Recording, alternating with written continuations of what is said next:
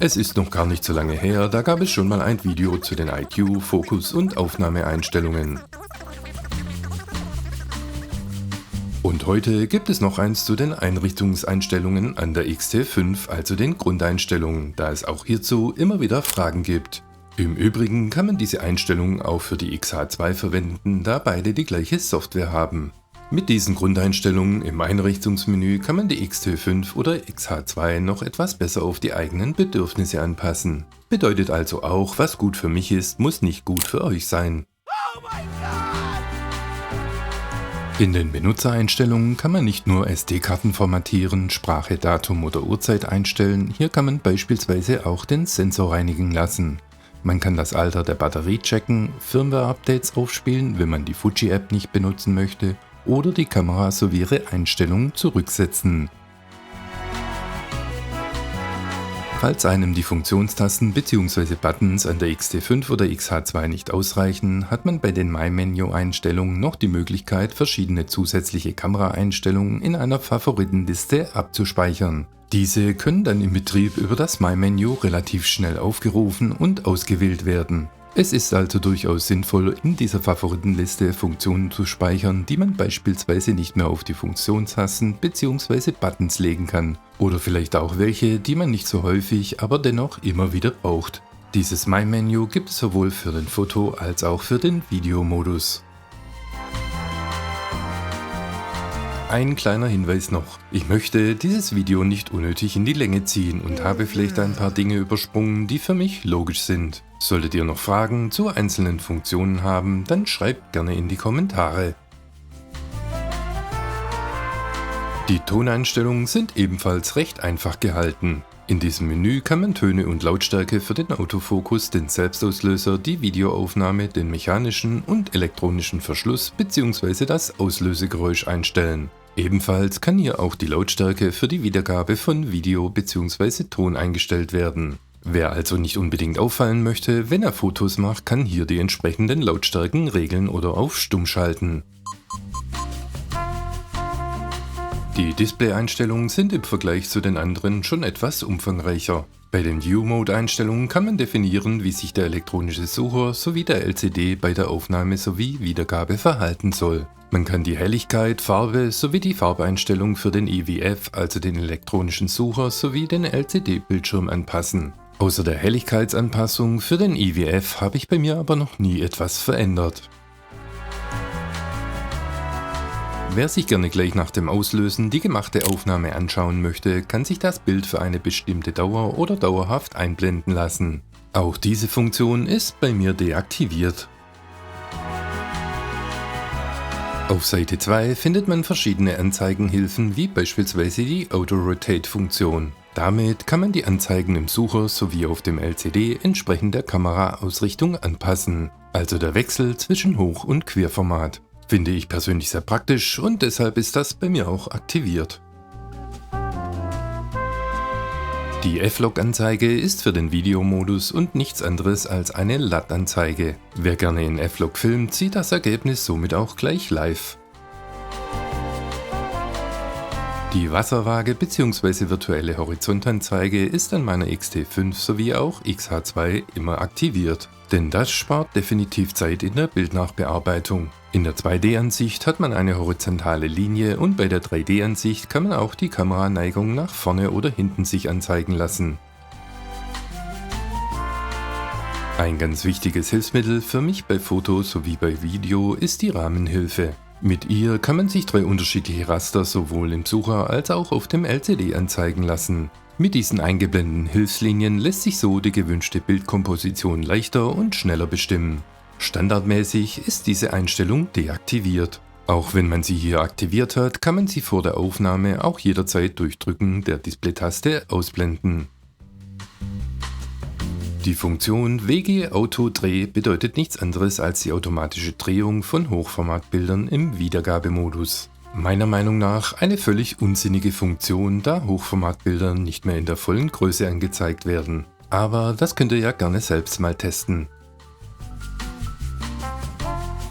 Zur Fokus-Maßeinheit gibt es im Grunde auch nicht viel zu sagen. Hier kann man auswählen, ob angezeigte Entfernungen in Metern oder in Fuß angezeigt werden. Sofern ihr bis jetzt noch nicht eingeschlafen seid, kommen wir jetzt noch zu den Display- bzw. Display-Benutzereinstellungen. Mit diesen Einstellungen kann man festlegen, welche Informationen oder Funktionen im Sucher sowie auf dem LCD angezeigt werden. Sowohl für den Foto- als auch für den Videomodus. Für den Fotomodus habe ich das Ganze bei mir so gut wie möglich abgespeckt. Es macht ja auch keinen Sinn, wenn man vor lauter Infos kein Bild mehr sieht. Welche Infos ihr in eurem Sucher oder Display haben möchtet, könnt ihr ja selbst mal testen. Wer die Anzeigen etwas größer haben möchte, kann das sowohl für den Sucher als auch für den LCD einstellen oder auch noch etwas individueller. Über die Kontrastanpassung kann die Anzeige der Infos ebenfalls noch angepasst werden und hier kann beispielsweise auch der Dark Mode aktiviert werden. Was ebenfalls noch angepasst werden kann, ist der Hintergrund für das Q-Menü, sowohl für den Foto- als auch für den Videomodus. Die Tastenrad-Einstellungen starten mit den Fokushebel-Einstellungen.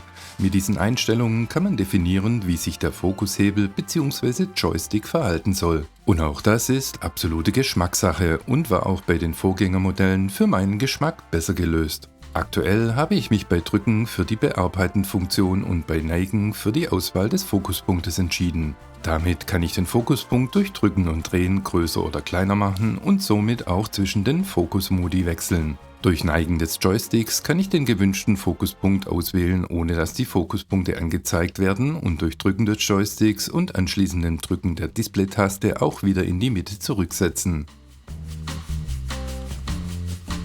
Für das Q-Menü lässt sich die Anzahl der Steckplätze bzw. Kacheln ebenfalls anpassen. Wer also ein paar mehr Funktionen im Q-Menü haben möchte, sollte die 16 auswählen.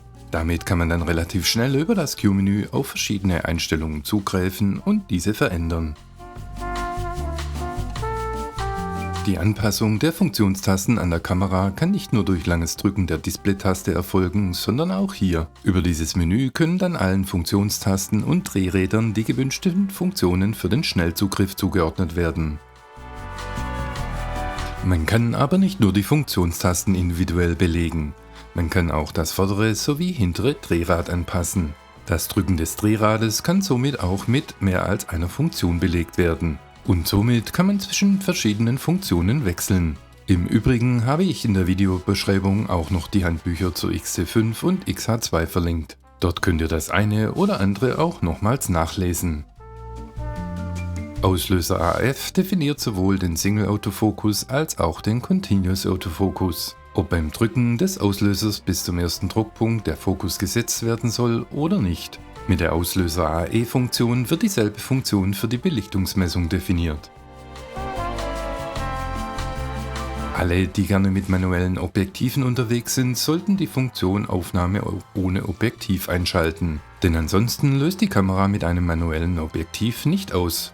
Ebenfalls sehr praktisch ist die Funktion Aufnahme ohne Karte. Hat man die SD-Karte mal vergessen und hat diese Funktion nicht aktiviert, dann löst die Kamera nicht aus. An den restlichen Einstellungen im Display-Menü habe ich so gut wie nichts verändert und ich denke, die Sperrfunktionen für AE, AF und den automatischen Weißabgleich kennt jeder auch von anderen Kameras. Die Touchscreens-Funktionen sind bei mir ebenfalls deaktiviert bzw. nicht in Betrieb. Ich nutze lieber den Sucher oder schieße aus der Hüfte.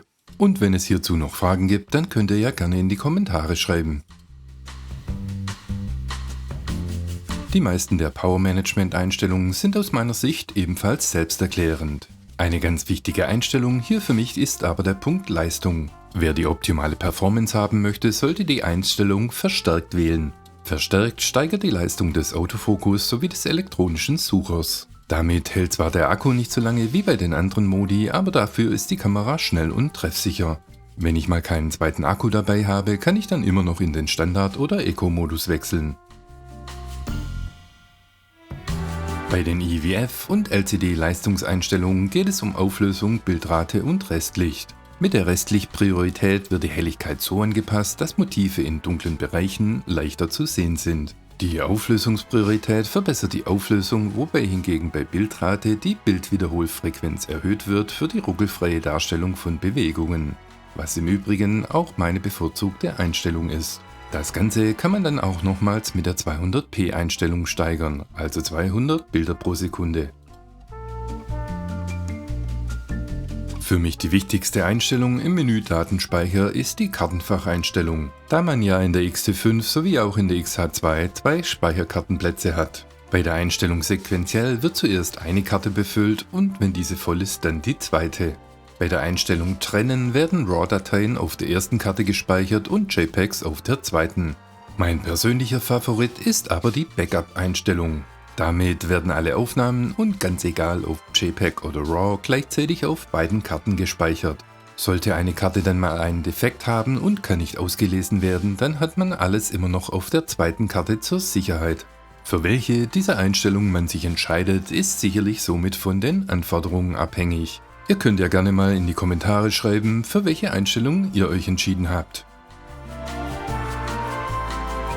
Wie man sieht, gibt es in den Grundeinstellungen der XT5 oder XH2 einige interessante Einstellungen, mit denen man die Kamera noch besser an die eigenen Bedürfnisse anpassen kann. Auch wenn diese teilweise sehr seltsam ins Deutsche übersetzt sind. Wenn ihr zu den einzelnen Punkten noch Fragen habt, dann schreibt gerne in die Kommentare und natürlich auch, wenn ihr das eine oder andere anders eingestellt habt. Das ist für alle interessant, da das Wie und Warum ja auf Erfahrungswerten basiert.